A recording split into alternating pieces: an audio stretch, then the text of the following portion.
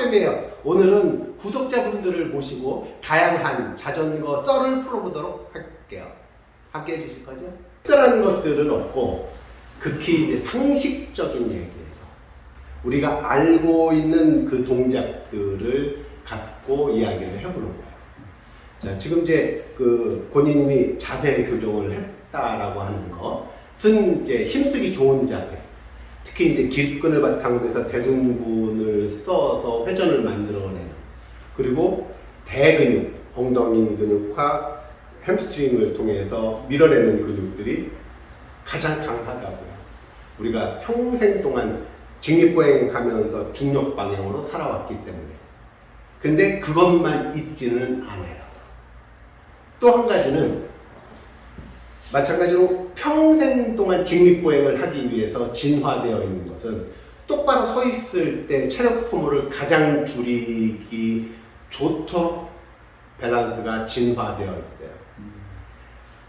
그 이후로 우리가 걸어 다니는 것, 만보계 차고 만보 걷는 것, 운동을 할 때 가장 효과적인 만명 통치하기라고 했었던 이건 개구라예요. 일본에서 만보계를 팔기 위한 대표적인 상술. 만보를 걷기 위해서 필요한 우리한테 주어진 2시간, 2시간 반. 이것은 다 운동 효과가 극히 미미한. 다시 말해서 그만큼 직립보행을 하기 위해서 중심이 잡혀있는 그 자세는 편하고 에너지 소모가 적다는 거예요. 그 에너지 소모가 적기 때문에 인류가 진화할 수 있었다라는 새로운 학설이거든.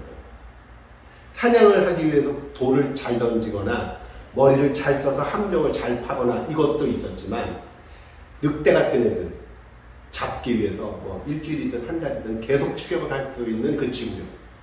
그 지구력은 바로 운동 효율이 좋게 진화되어 있는 우리 직립보행 방법에서 찾아볼 수가 있다는 거거든요. 다시 말해서 우리가 자전거 탈 때도 마찬가지, 중심이 페달을 밟는 그 위치에 있을 수 있다면 효율은 굉장히 좋아질 수 있다는 거예요. 그런데 잘 보시면 100m 달리기 할 때처럼 상체가 앞쪽으로 딱 숙여져 있죠. 그래서 앞쪽으로 쏟아지려고 하는 그 체중을 받치기 위해서 무릎이 얼른 올라와야지 빠르게 달릴 수가 있잖아요. 그것은 빠르게 달릴 때는 굉장히 효율적이지. 하지만 마라톤이나 느리게 조깅을 할 때는 상체가 점점점 직립보행처럼 서 있을 수 있을 때 훨씬 유리하단 말이에요. 그러면 두 가지로 나눌 수 있어요. 빠르게 가기 위해서 상체를 앞쪽으로 숙이는 것 하나, 그 다음에 좀 편하게 가기 위해서 상체를 요추를 세워주는 것 하나, 두 가지가 있다는 거예요. 그러면 페달링 할 때도 상체가 앞쪽으로 숙여져서 기립근하고 대둔근들을 사용하는 포지션이 있을 것이고, 요추를 조금 더 세워서, 자, 이렇게 딱 서는 건 아니에요. 핸들의 위치 때문에. 대신에 앞숙임, 골반의 앞숙임이 숙여져 있어서 기립근하고 대둔근을 쓸 수 있는 자세에서 요추를 조금 더 세워서 기립근을 좀 더 긴장도를 낮추는 방향으로도 갈 수가 있어요. 이렇게 되면 대둔근하고 햄스트링의 활용도는 조금 떨어져요. 그만큼 근육을 덜 써도 된다는 거예요. 대신에 힘을 덜 썼기 때문에 부족한 파워를 보충을 해줘야 되는데, 그 보충을 누가 해주냐? 근육이 하지 않고 자연계에 있는 힘들, 우리가 알고 있는 중력, 관성, 가속도, 작용, 반작용, 회전력, 회전, 그리고 위치 에너지, 머리 어깨 무게만큼이 힘 빼면 툭 떨어지려고 하는 그 위치 에너지를 운동 에너지로 전환시킬 수 있는 그런 간단한 테크닉들. 이 모든 것들이 다 우리가 평생 활용해왔고 우리가 익숙하게 사용할 수 있는 그 힘들이라고요. 이것들을 자전거 위에서 그대로 구현할 수 있다면 굉장히 장거리를 편하게 타는 데 큰 도움이 될 수 있을 거예요. 그러면 간단하게 얘기해서, 요추가 앞쪽으로 숙여져서 힘쓰기 좋은 자세에서 대둔근과 햄스트링 큰 근육들을 썼다면 얘네들을 좀 쉬게 하고 앞쪽에, 무릎 위쪽에 있는 사두근들을 위주로 사용을 하는데, 사두근들은 보통 약하다고요. 이 엉덩이 쪽에서 내려오는 근육보다. 그 약한 근육으로 파워를 유지하려면 우리의 상체의 움직임들이 좀 있어주면 훨씬 더 유리하다는 거지. 그래서 그 상체를 좀 더 쓰기 좋은 포지션으로 만드는 그 느낌 하나하고 힘을 잘 쓸 수 있는 그 허리 숙임 각도를 유지할 수 있는 포지션하고 두 개로 나눠질 수 있어요. 두 가지를 같이 포지션을 바꿀 수 있다면 그것이 근전환이라고 해서 힘들고 피로한 근육을 좀 쉬게 할 수 있고, 쉬는 동안 멈춰서 쉬는 것이 아니라 계속 페달링을 하는데 그동안 쉬었던 잉여 근육들을 이용해서 페달링을 할 수 있다면 훨씬 더 유리합니다. 그 두 가지에 대해서 이제 설명을 조금 더 드려볼게요. 일단은 지금 타시는 것들이 첫 번째, 다리가 회전을 해야 되는 것은 이해되시죠? 페달이 돌면서 회전을 하는데 모든 회전체는 역회전의 영향이 있어요. 100m 달리기를 하는 아이들의 후반부가 강해지기 위해선 반드시 상체에 스윙이 있어야 돼요. 달리기 배워보셨어요? 달리기 배워보신 분 있나요? 어때요? 달리기를 잘 하기 위해서 상체의 스윙이 굉장히 중요한데, 빨리 달리기 위해서, 잘 상식적으로 보면 빨리 달리기 위해서 팔을 앞으로 쭉 들어 올리는 것이 빨라질까요? 팔꿈치를 뒤로 쭉 당기는 게 빨라질까요? 그죠? 그죠. 상식적이죠. 팔꿈치를 뒤로 쭉 당기면 당길수록 반대쪽에 있는 무릎이 쭉 올라오는 반작용이 가능하다는 거죠. 그런데 보통 60m 지나서 후반부에 들어가면 무산소 대역에서 더 이상 다리가 안 움직여요. 이때 강제로 잉여 근육인 팔꿈치를 당겨서 반대쪽에 있는 무릎이 올라오기 쉽도록 해주는 거예요. 이것을 사용한다고요? 선수들도 사용하라고요? 그럼 그것을 사용할 수 있다면 우리가 선수가 아니라도 선수처럼 비슷하게 그 동작을 만들 수 있어요. 근데 지금 보시면 이제 좀 이따 영상으로 보실 텐데, 오른쪽 어깨, 왼쪽 어깨. 오른쪽 어깨는 높고 왼쪽 어깨는 낮아. 왼쪽 어깨는 움직임이 있는데 오른쪽 어깨는 움직임이 없어. 움직임이 없다는 것은 그쪽의 회전을 방해하고 있다는 거예요. 그러면 내가 이 상태에서 움직이는 것하고 이 상태에서 움직이는 것하고의 차이, 상체 어깨의 움직임, 이게 코어를 중심으로 밑에가 회전한다면 코어의 반대쪽은 역회전을 하게 될 거고, 페달링을 밟았으면 코어의 반대쪽에서는 반작용이 생길 거예요. 얘네들의 효율적인 움직임을 누군가가 방해하고 있다면 지금 생각하시는 것만큼 좋아질 수가 없다는 거죠. 그 방해를 누가 한다.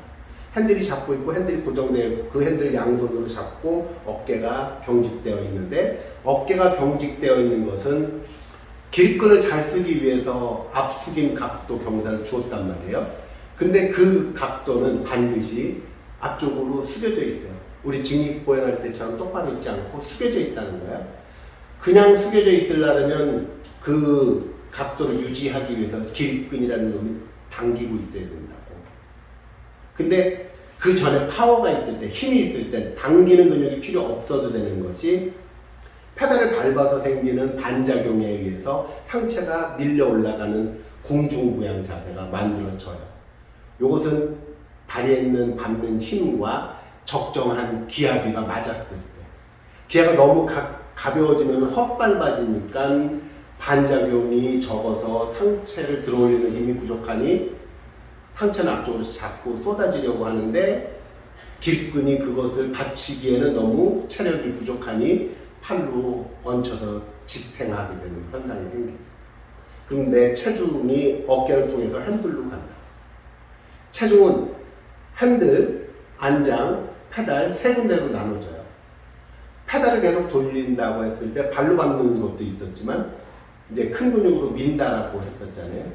큰 근육으로 민다라고 했을 때 그 미는 동작은 가만히 있을 때 미는 것이 아니라 내 체중을 바탕으로 해서 눌러진다고. 체중을 바탕으로. 그러면 훨씬 더 많은 체중인 본인님이 유리할 거 아니에요. 이게 우렁님이나 비신님보다는 훨씬 유리할 거 아니에요. 왜냐하면 중력의 영향을 받는 체중이 파워로 전환될 수만 있다면, 내 체중 파워를 페달에 전달할 수만 있다면 훨씬 유리할 거 아니에요. 그런데 체중의 상당 부분이 핸들에 남아있다면 비신님처럼 가벼운 사람이 온몸을 다 써서 하는 페달링이 훨씬 더 유리할 거 아니에요. 그러면 여기서는 체력을 썼고 힘을 썼는데 그 힘이 없다면, 무릎이라는 놈은 그냥 스스로를 보호할 수 있는 역량이 없어요. 인대와 관절들, 연골들이 체중에서 계속 눌리고 계속 비틀리고 움직인다고.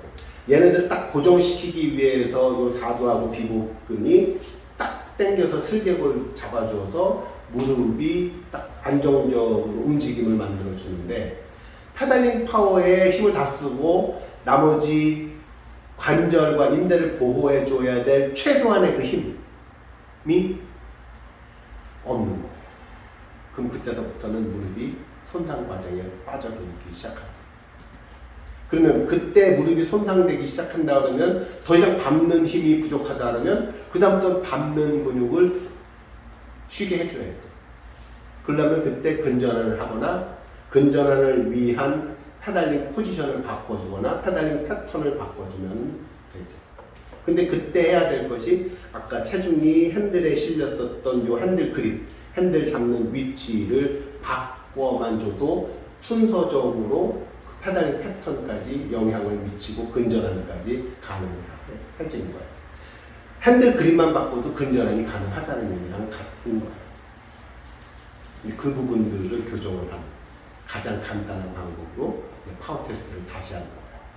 그래서 아까 얘기했던 150 심박에서 235를 냈다고 하면 235를 내기 위해서 150 밑으로 떨어지거나 150 유지한 상태에서 235가 250으로 늘거나 하면 분명히 좋아진 거죠. 그런 식으로 저희는 이제 테스트를 해보고 교정을 하는 과정이에요. 근데 말은 이렇게 복잡하고 길게 이야기했지만 중요한 포인트는 힘 빼기 좋은 자세. 힘 빼기 좋은 자세는 우리가 진화되어 있는 중력 방향으로 세팅되어 있어야 한 그 요추, 허리. 그러니까 허리를 이렇게 받치고 있는 것은 이거는 중력 방향으로 편하게 있을 수 있는 거고, 허리가 이렇게 펴져 있으면 좀 더 긴장하고 있는데 여기서 앞수경 경사가 이렇게 있다면 이때서부터는 기립근이 일을 하고 있는 거라고, 힘을 쓰고 있는 거라는 거예요. 그러면 이때는 지치면 그 다음부터는 앞으로 계속 쏟아지니 얹힐 수밖에 없는 자세로 계속 변화가 되는 거예요. 그러면 이제 이것을 바꾸기 위해서 해야 될, 얹혀도 이렇게 얹히는 것이 있고 이렇게 얹히는 것이 있을 거예요. 내 무릎에 얹힐 수도 있고 핸들에 얹힐 수도 있고, 그리고 똑같이 여기 있어도 이렇게 얹혀져 있을 수도 있고 이렇게 얹혀져 있을 수도 있어요. 이렇게 얹혀져 있는 것은 이것을 쓸 수 있어요. 팔을 이용해서 핸들을 밀었다가 다시 쏟아지려고 하네, 밀었다가 아니 쏟아지려고 하네, 힘들어서 이건 가능하잖아요. 그러면 이것은 상체의 움직임은 아까는 페달을 밟아서 생긴 반발력에 의해서 상체가 들렸다면, 그럼 페달에 밟는 힘이 부족하니까 그 반발력이 없을 거예요. 그 반발력과 같은 동작을 팔로 핸들을 밀어서 만들 수도 있잖아요.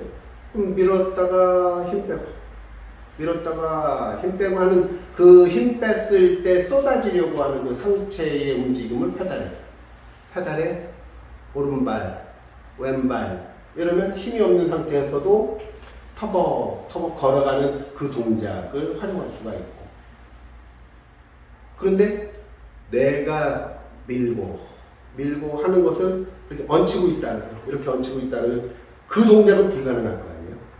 그럼 다시 말해서 상체의 움직임을 이용한 페달링은 사용할 수 없게 된다는 거죠.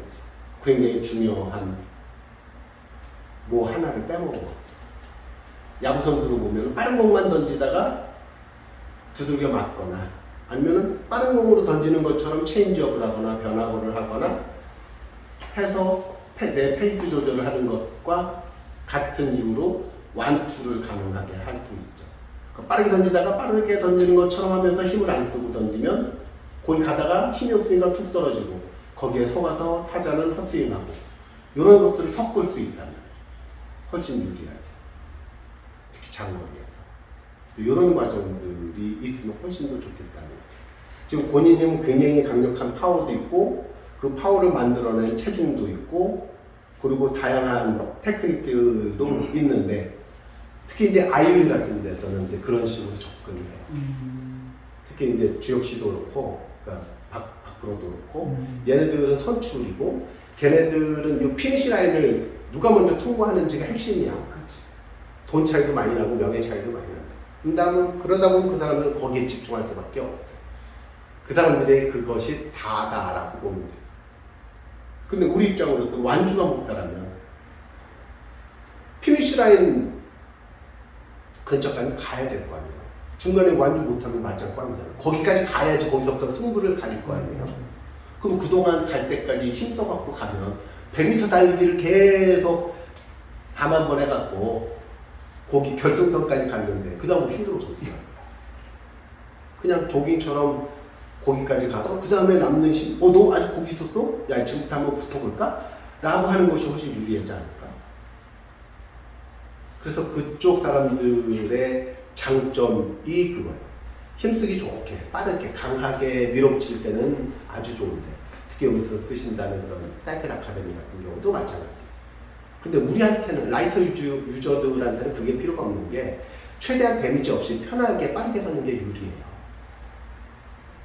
근데 매 서두에도 말씀드렸듯이 우리가 사냥을 통해서 발전을 해왔었던 핵심 포인트가 최근 21세기에 들어와서의 논문들이 그 지구력에 관련된 논문들이에요. 특히 우리 같은 그 운동학자들이 봤을 때는 얼마나 효율적으로 조금 먹고 오랫동안 버티면서 사냥감을 추적할 수 있는지가 핵심 내용이죠. 그만큼 우리는 진화가 되어 있어요. 그 측면에서 봤을 때 우리가 얼마나 다이어트 하기가 힘든지도 이해할 수 있다. 그 조그마한 빵 한 조각 먹고서도 막 이틀씩, 3일씩 버틸 수 있는 시스템으로 우리 몸이 진화되어 있는데 먹을 거 다 먹고 그걸 언제 한 달은 뛰어다녀야지 그게 빠질 텐데 이것을 이해 못하면 영원히 요요 현상에 시달릴 뿐이지 다이어트에 성공할 수가 없어요. 그런 측면에서 봤을 때 가부장님처럼 가능하다는 거야. 울트라도 했는데 600kg, 1200kg 이거는 그냥 인간이 다 할 수 있는 거예요. 대신에 내 몸이 피곤해지고 나이 먹으면 그 데미지가 결국은 내 수명을 갉아먹는다. 그런 것들을 조금 아껴가면서 쓰면 훨씬 더 활기찬 그리고 발기찬 생활을 오랫동안 할 수 있을 것 같아요. 그것이 이제 우리 같은 라이트 유저들이나 이제 건강을 목적으로 하는 자전거 타는 사람들이 추구해야 될 방향이지 않을까 싶은 게 저희 빡센의 생각입니다. 자전거 빡세게 탈 필요 없다는 거지. 그렇지 않아도 빡세게 타는 사람들처럼 충분히 함께 다닐 수 있다라는 거예요. 그 차이는 굉장히 작은 차이예요. 정말 내가 뭐 100%를 딱 하는 이런 나이에서 나는 그냥 90만 해도 돼. 그래도 100% 하고 쉬어야 되는 놈한테 90만 하면서 계속 따라갈 수 있다고요. 특히 장거리 같은 경우. 그리고 그런 사람들이 훨씬 더 멀리 갈 때 오래 버티지. 그런 측면에서 우리가 보자는 거지. 그래서 100m 달리기를 추구하되 그 마라톤 유저가 100m 달리기처럼 해도 안 되고 조깅 유저가 마라톤이나 100m 달리기처럼 해도 안 되고 100m 달리기를 하고자 하는 아이가 슬리퍼 신고 운동화 신고 100m 달리기 할 수도 없잖아요. 이런 것들을 좀 더 빠르게 가는 것을 레이싱을 기반으로 하되 일반인들도 접근 가능한 상식적인 동작으로 자전거를 타보자 라는 거고 그것을 계속 제가 이제 이론적으로 뭐 아무리 만들고 이야기를 해서 우리 아이들이 뭐 1200 그랜드들을 초심자들이 완주하고 막 그렇게 해도 걔네들은 안 믿어.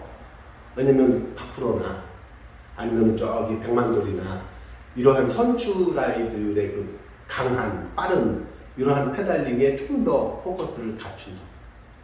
근데 그런다고 내가 할 수 있는 게 아니잖아.